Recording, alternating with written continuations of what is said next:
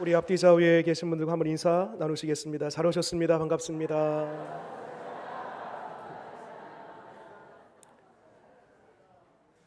우리 한 번 더 양옆에 계신 분들과 인사 나눌 때에 앞에 표를 보시면서 하나님이 다 하십니다. 한번 인사하겠습니다. 하나님이 다 하십니다라는 이 표가 우리 일상생활에서 우리 입버릇처럼 어떤 문제 어려움을 만났을 때마다 하나님이 다 하십니다. 그리고 우리가 기도하는 중에도 하나님이 다 하실 줄 믿습니다라는 이러한 믿음의 고백들이 되어지기를 바랍니다. 하나님이 다 하십니다. 이 걸려져 있는 이 표를 따라서 벌써 오늘이 세 번째 주가 됩니다. 첫 번째 주, 두 번째, 세 번째, 그리고 저의 계획으로는 다음 주까지, 그래서 총 4번에 걸쳐서 이 표를 빌려 말씀의 제목을 하나님이 다 하십니다 라고 그렇게 할 예정입니다. 한번 기억을 되짚어 보면 첫 번째 시간 하나님이 다 하십니다 라고 할 때에 그때 이스라엘 백성들이 출애굽했습니다. 뒤에서는 바로의 군대가 쫓아옵니다. 앞에는 홍해가 있습니다. 이러지도 못하고 저러지도 못하고 이리 가나 저리 가나 절망과 죽음뿐입니다. 그때 하나님께서 홍해 그 바다에 길을 내심으로 말미암아 이스라엘 백성들을 건져 구원하십니다. 그리하여 하나님의 그 일하심, 구원하심, 그 전능하심을 우리가 보게 되었죠.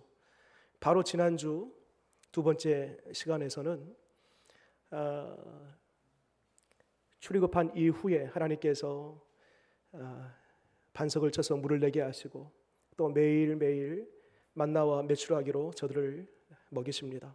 그런 중에 하나의 전쟁이 있었습니다. 아말렉과의 전쟁이죠. 이때에 모세가 산 꼭대기에 올라가서 하나님을 향하여 손을 높이 듭니다. 하나님을 향하여 손 들 때에 이스라엘 백성들이 쫙 밀고 올라갑니다. 그러나 손이 내려올 때에 다시 후퇴합니다. 이런 일들이 반복되면서 마침내 아론과 훌이 끝까지 모세의 그 두 팔을 붙들어 줌으로 말미암아 그 전쟁에서 대승하게 되는 것을 보았습니다. 우리가 기도할 때에 하나님은 일하신다. 기도할 때에 하나님은 놀라운 역사를 반드시 베풀어 주시는 하나님이시다라는 것을 우리가 지난 시간을 통하여 알게 되었습니다. 오늘 이 세 번째 시간 역시 하나님이 다 하십니다. 동일한 말씀의 제목입니다. 오늘도 이 사사기의 말씀을 통해서 여전히 하나님 살아계시는구나. 내 힘과 내 능력이 아니라 하나님의 능력과 힘이 임하면 무슨 일이든지 어떤 일이든지 어떤 문제든지 풀리고 문이 열리고 주님이 해결하시는구나 라는 것을 다시 한번 오늘 말씀을 통해 우리는 확인받게 될 것입니다. 여러분, 우리가 읽은 이 사사기 말씀, 이 사사 시대의 배경을 잠깐 말씀드리면 딱 두 가지로 요약해 볼 수 있습니다. 사사 시대가 어떤 시대인가? 하나님의 말씀이 희귀하여 보이지 않는 시대. 정확히 말씀드리면 하나님의 말씀이 보이지 않았다는 것은 하나님의 말씀은 여전히 있음에도 불구하고 스스로 하나님의 말씀을 거부한 거예요. 고개를 돌려버린 거예요. 말씀을 외면한 시대. 그 시대가 사사시대입니다. 또 한 가지 사사시대를 정의할 수 있는 두 번째 표현이 있습니다. 그래서 뭐냐면 자기 소견에 옳은 대로 행했던 시대. 그러니까 하나님도 없지요. 말씀은 가르침인데 말씀에 가르침이 없지요. 그러니까 다 자기가 주인 된 거예요.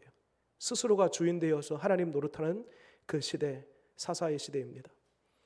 한마디로 이 사사시대는 영적인 침체기, 영적인 암흑기다라고 그렇게 말씀드릴 수 있겠습니다. 그럼에도 불구하고 하나님은 그 시대 당신의 민족 이스라엘 백성들을 포기하지 아니하시고 그때마다 사사를 보내십니다. 사사를 보내신 그 이유는 나는 여전히 살아있다. 여전히 너희의 주인은 나야. 그리고 너희가 다시 말씀 앞으로 돌아오기를 원한다. 다시 나의 손 붙잡기를 원해 라는 주님의 마음과 그 호소가 담겨져 있는 것이지요. 그래서 사사기를 보게 되면 총 12명의 사사를 보냅니다. 그리고 오늘 나와 있는 이 기드온이라는 사사는 5번째에 속해 있는 사사입니다. 여러분 다 이 사사 12명을 다 소개할 수는 없지만 이 사사 12명의 공통점이 있습니다. 그것은 뭔고 하니 하나같이 다 연약함이 있어요. 부족해요. 내세울 것 하나 없습니다. 출신, 성분, 아니면 자기의 어떤 재능, 리더십, 믿음, 사리 분별력, 이러한 것 하나 제대로 온전한 사람들이 없습니다.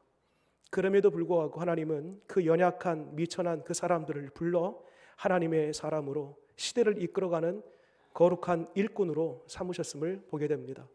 여러분 여기에 이 지점에 아주 중요한 영적 교훈이 있습니다.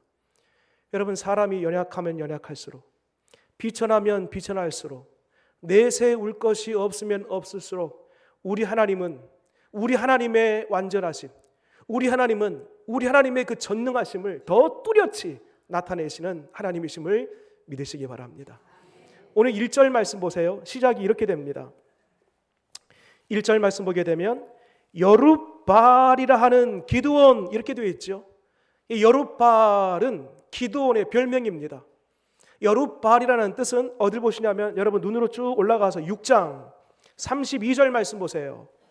그 위로 몇 절만 쭉 올라가면 6장 32절에 여룻바알이라고 하는 별명이 기드온에게 붙게 된 배경이 있습니다. 32절 같이 한번 읽겠습니다. 시작. 그날에 기드온을 여룻바알이라 불렀으니 이는 그가 바알의 제단을 파괴하였으므로 바알이 그와 더불어 다툴 것이라 함이었더라. 바알의 제단을 파해버렸습니다.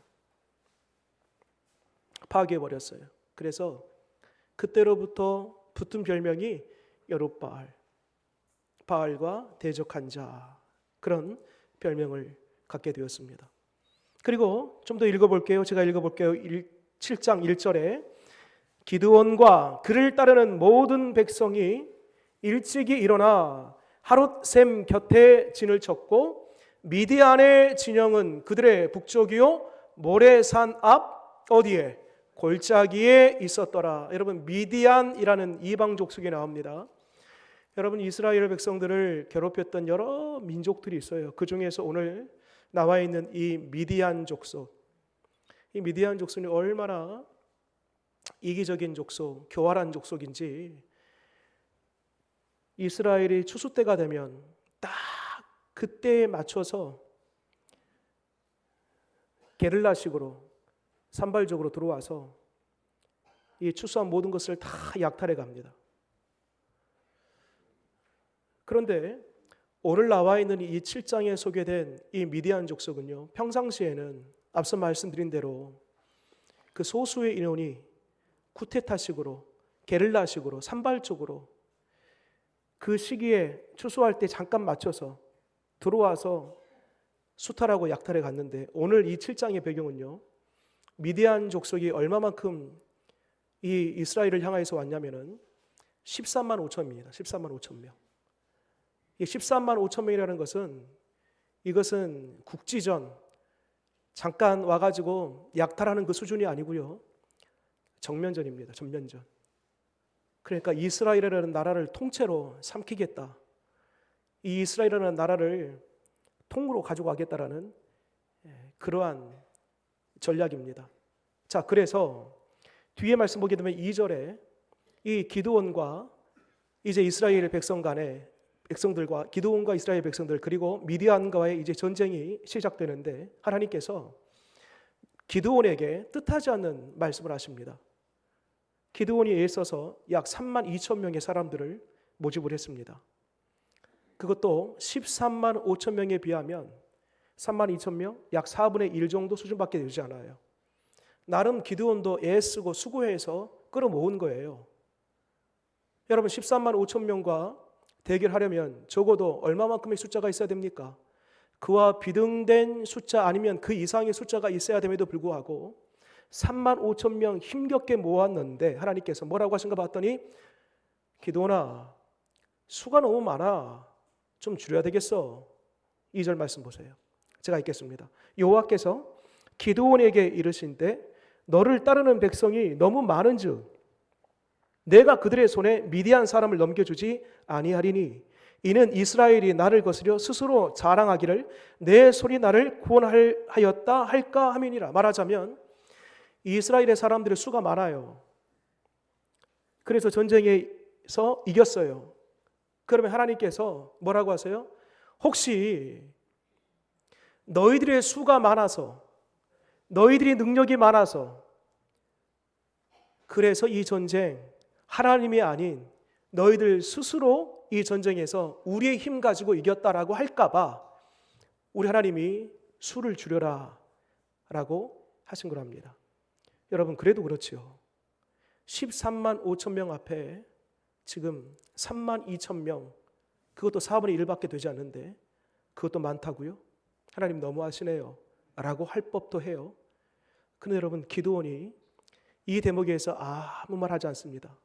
그 말씀을 따라 순종하는데요, 그 다음 대목 보세요. 3절 말씀 보니까요, 제가 한번 읽겠습니다. 이제 너는 백성의 귀에 외쳐 이르기를 누구든지 두려워 떠는 자는 길르앗 산을 떠나 돌아가라 하라 하시니 이에 돌아간 백성이 2만 2천 명이요 남은 자가 10,000명이었더라. 몇 명 남았어요? 10,000명 남았대요. 2만 2천 명 돌아갔답니다. 여러분, 혹시 여러분들 중에 지금 두려움이 있습니까? 돌아가세요. 지금 혹시 저 자식 생각이 납니까? 돌아가세요. 도무지 이 전쟁에 여러분들의 목숨이 위태하여서 할 수 없는 사람들, 전쟁에 참여할 수 없는 사람들 있으면 지금 돌아가세요 하니까 2만 2천 명이 다 돌아간 거예요. 약 3분의 2가 돌아간 것입니다. 10,000명 남았습니다. 13만 5천 명에 비하면 13분의 1밖에 남지 않았습니다. 그런데 여러분, 하나님께서요 또 한 번의 뜻밖의 말씀을 하십니다. 기드온아, 10,000명도 많다. 더 줄여라.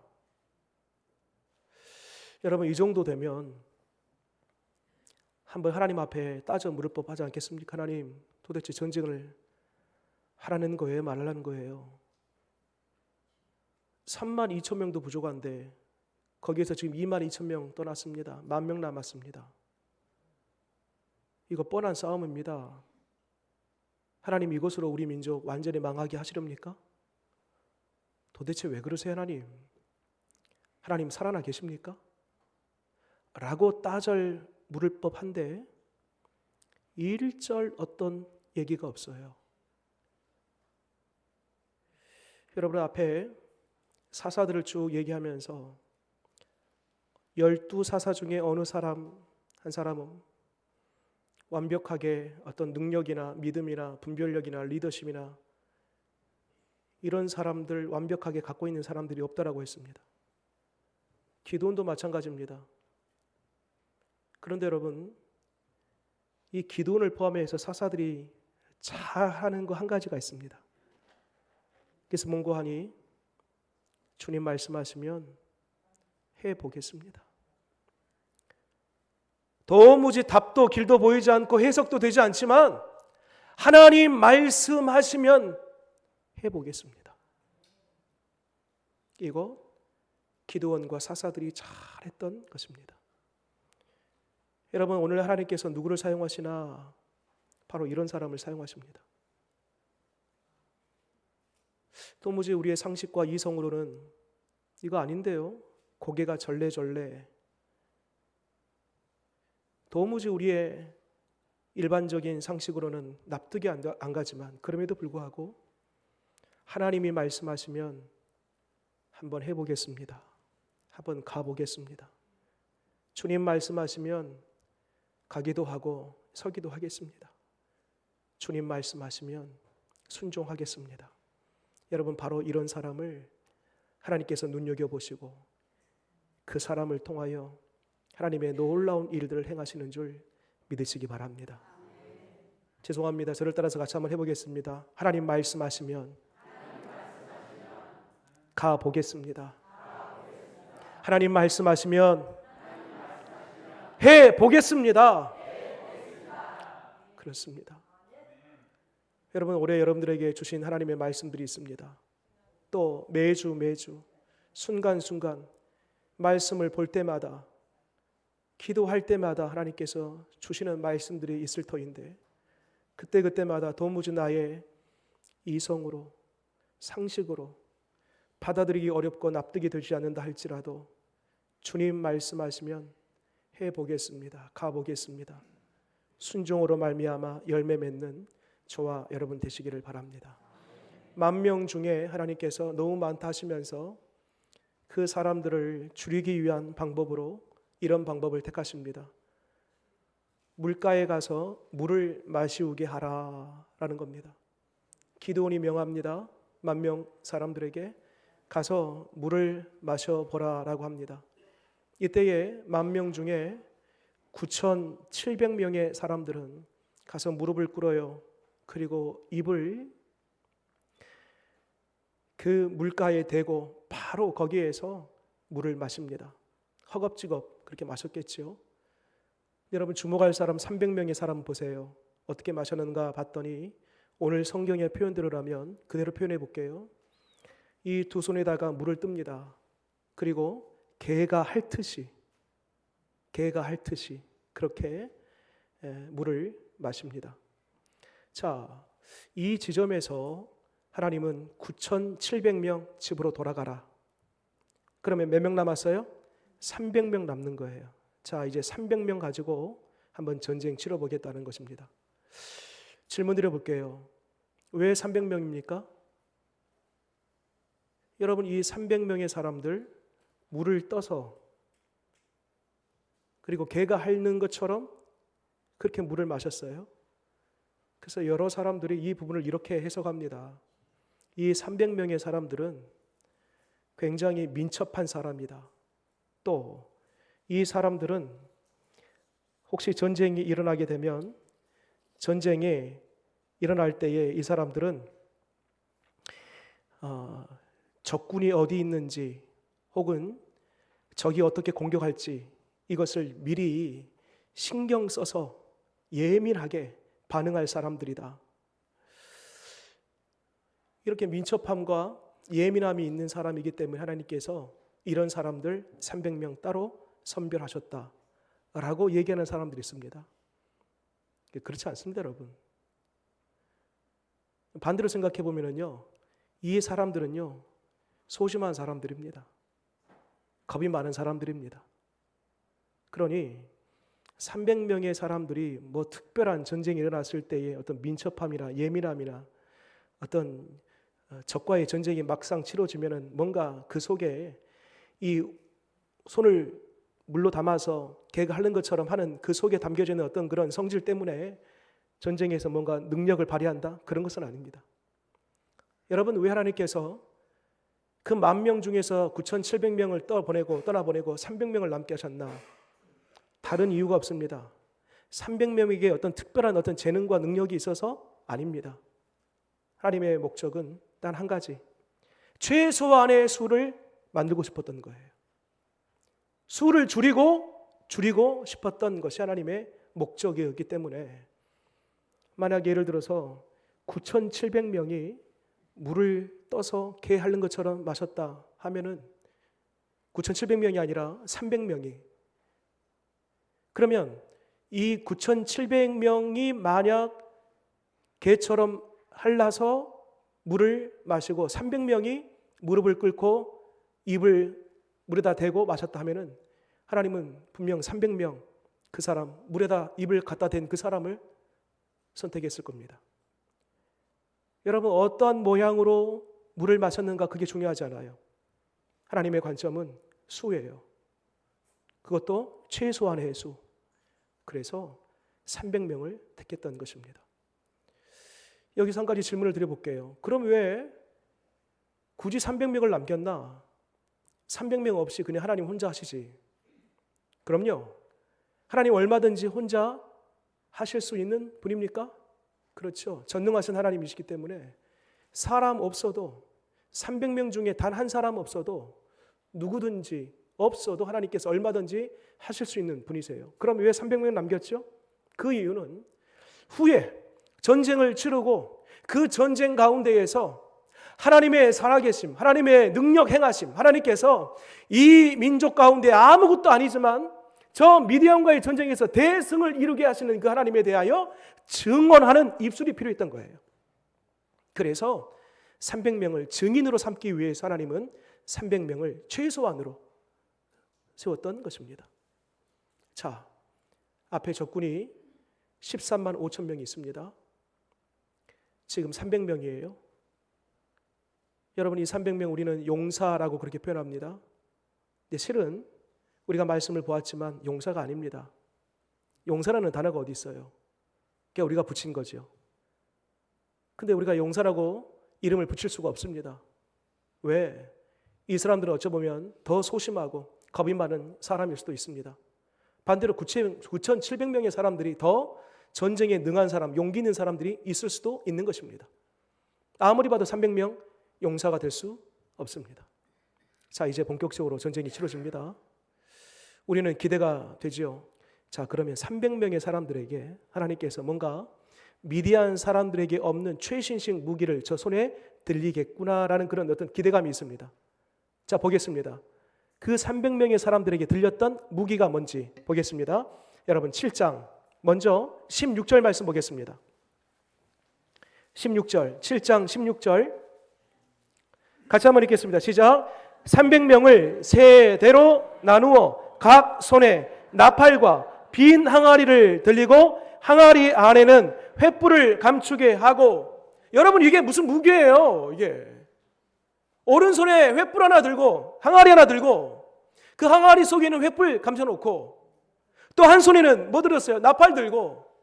이게 무기예요. 이거 가지고 뭐 되겠나? 300명을 세 대로 나눠가지고 100명씩 100명씩 100명씩 가는데, 지금 이 적군들 미디안 사람들이 어디에 가 있어요? 여러분, 여기 아주 중요한 말씀의 복선이 있습니다. 1절 말씀 보세요. 이 13만 5천 명이 있는 곳 1절 제일 끝에 보니까요, 어디에 있었더라? 1절 끝에 골짜기에 있었더라. 골짜기죠, 골짜기. 8절 말씀 보세요. 한 번 더 확인해 볼게요. 이 미디안 14만 5천 명이 어디 있었냐면 8절 끝에 어디 있다고요? 그 아래 골짜기 가운데 있었더라. 자, 골짜기예요. 산과 산이 진을 치고 삥 그 산 사이 안에 있는 움푹 파여져 있는 그 골짜기 안에 13만 5천 명, 그러니까 큰 골짜기겠죠. 거기에 나팔 들고 다른 한 손에는 항아리 들고 항아리 속에 횃불을 감추고 지금 300명의 사람들이 그 골짜기로 갔습니다. 그리고 그 300명이 삥 둘렀어요. 그 다음 했던 행동을 볼게요. 이 300명의 사람들이 뭐 했는가 보니까 22절 말씀 보겠습니다. 22절 같이 한번 읽겠습니다. 시작. 300명이 나팔을 불 때에 여호와께서 그 온 진영에서 친구끼리 칼로 치게 하심으로 적군이 도망하여 스리라의 벳시다에 이르고 또 답밭에 가까운 아벨 무홀라의 경계에 이르렀으며. 자, 보세요. 300명의 사람들이 빙 골짜기를 둘렀습니다. 그리고 나팔을 불었답니다. 여러분, 만약 이 나팔을 일반 평지에서 불렀다라면 그 소리가 그리 크게 들리진 않을 거예요. 그런데 골짜기니까 어떨까요?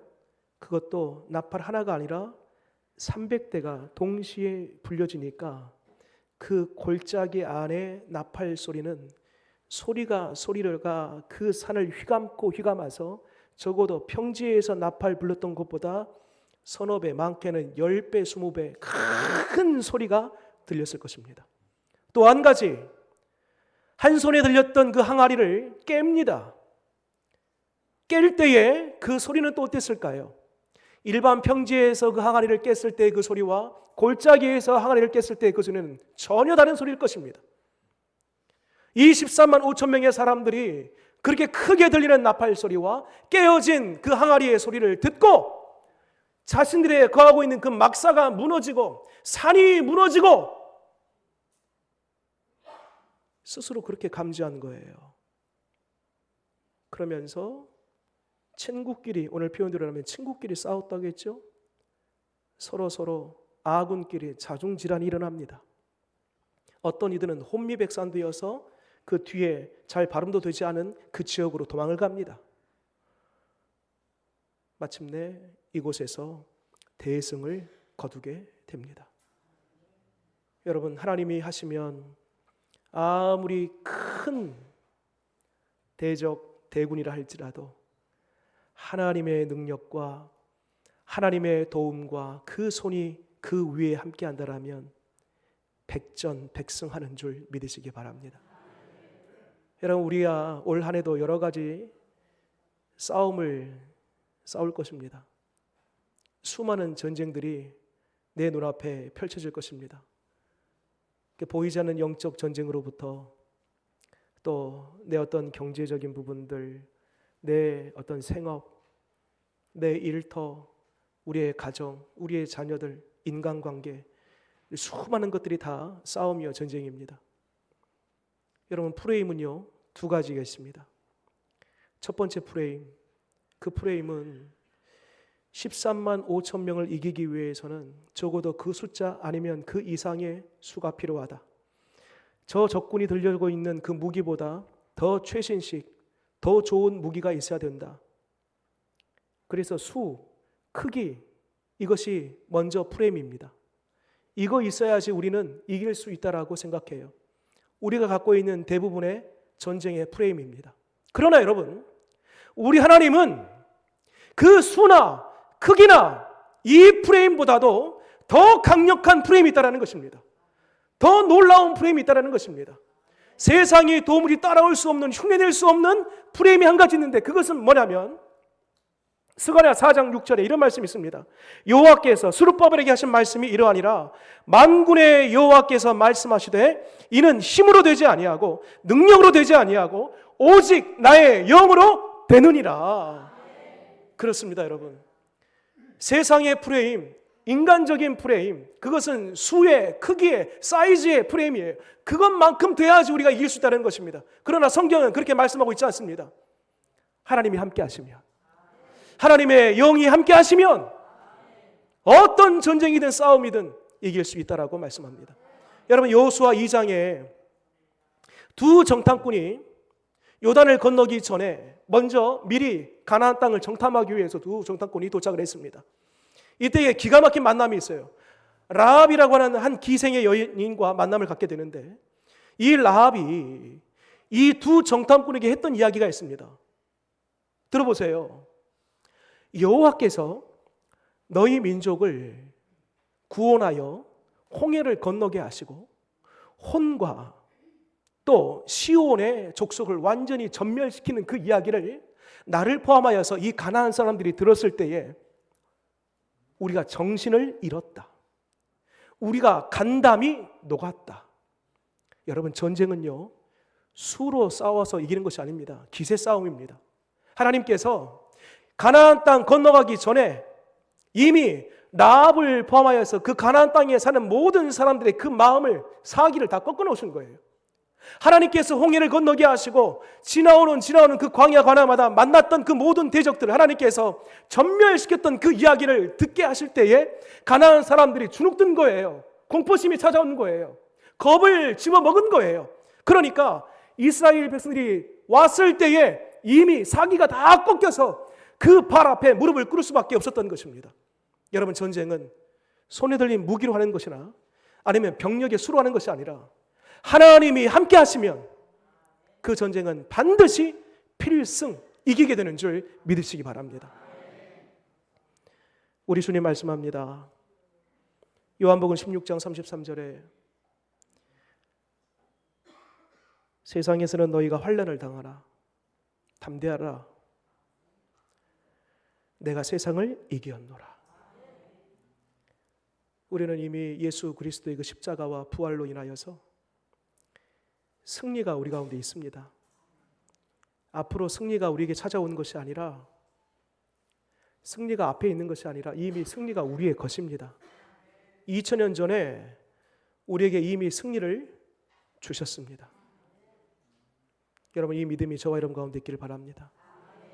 마지막 결론 9절 말씀 볼까요?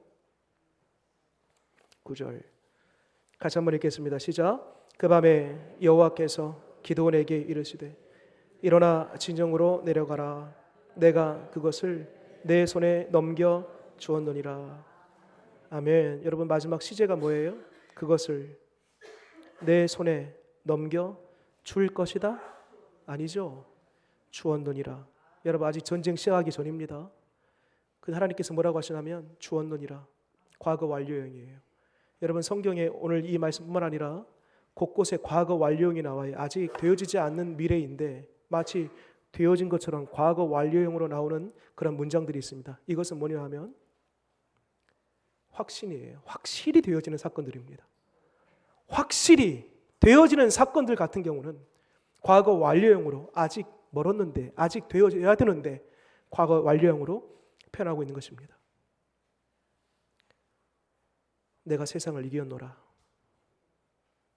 담대하라. 두려워하지 말라. 우리 주님 우리에게 말씀하고 계십니다. 세상 끝날 때까지 내가 너희와 함께 하겠다라고 말씀하십니다. 올 한 해 치러지는 모든 싸움과 내외적인 영적 전쟁에서 하나님께서 이미 우리에게 승리를 주셨다라고 말씀해 주셨습니다. 믿음 가지고 성령이 충만한 가운데에 날마다 치러지는 모든 전쟁에서 주 예수 그리스도의 그 이름으로 승리하는 저와 여러분 되시기를 바랍니다. 기도하겠습니다.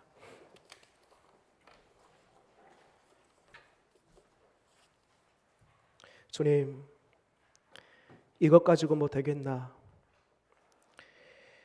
참 무모한 싸움, 비상식적이고 비이성적인 싸움이라 할지라도 보잘것없는 그 자리에 하나님이 임재하시고 전능하신 하나님의 그 임재로 마침내 모든 것은 뒤집어져 승리를 얻게 되는 줄 믿습니다. 우리가 연약하면 연약할수록 부족하면 부족할수록 오히려 하나님은 우리의 연약함과 부족함을 사용하셔서 하나님의 하나님 되심을, 하나님의 전능하심을 더욱 확실히 나타내실 하나님이심을 믿습니다. 하나님, 올 한 해도 매일매일 우리는 싸워내야 됩니다. 내외적으로 보이는 것 보이지 않는 영역 안에서 매일매일 우리는 전쟁을 치러야 되는데 주님 바라옵기는 그때마다 나의 부족함을 보기 전에 하나님의 완전하심, 하나님의 전능하심을 볼 수 있는 믿음의 눈이 있게 하여 주옵시고 주님 말씀하시면 내 형편은 이거밖에 되지 않지만 주님 말씀하시면 그 말씀을 따라 순복함으로 그 말씀을 따라 행함으로 마침내 이김과 그 승리를 볼 수 있는 우리 되게 하여 주옵소서. 예수님 이름으로 기도드립니다. 아멘.